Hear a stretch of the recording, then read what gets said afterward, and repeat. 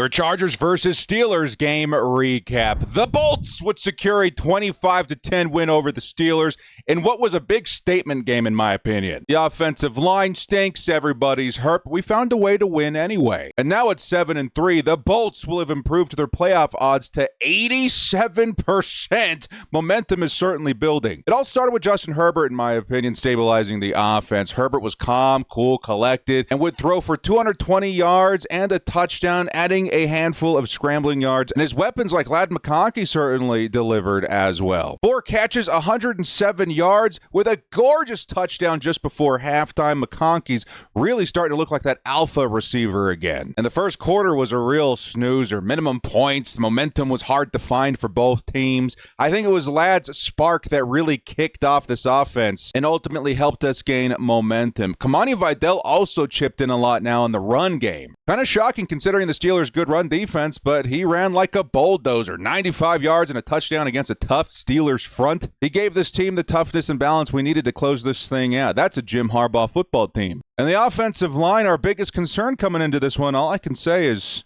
not bad. Sure, 5 sacks is not ideal. Versus the Steelers, that's what we were worried about. But they battled, and they gave Herbert just enough time when it mattered. And it shows we're still definitely a work in progress. We're going to have to figure it out for the rest of the season, but we'll hang in there until then. This game, though, I feel the defense was the star of the show. They absolutely dominated. They held the Steelers to just 221 total yards, forced 2 interceptions, and even scored a safety behind Khalil Mack. That's how you close out a game, Chargers. And speaking of Mack, we had Aaron Rodgers rattled all game. He was under siege all night. Relentless pressure from the Chargers. And like I've stated before, it's starting to look like a sneaky new strength of this team in the second half of the year. And in my opinion, it really helped the Chargers win the turnover battle this week. It all starts with pressure, and it would result in 2 picks, one by former Steeler Dante Jackson, the other by rookie sensation R.J. Mickens. That is how you flip momentum. That is how you win versus a solid team like the Steelers. And finally, one of my favorite moments of the year,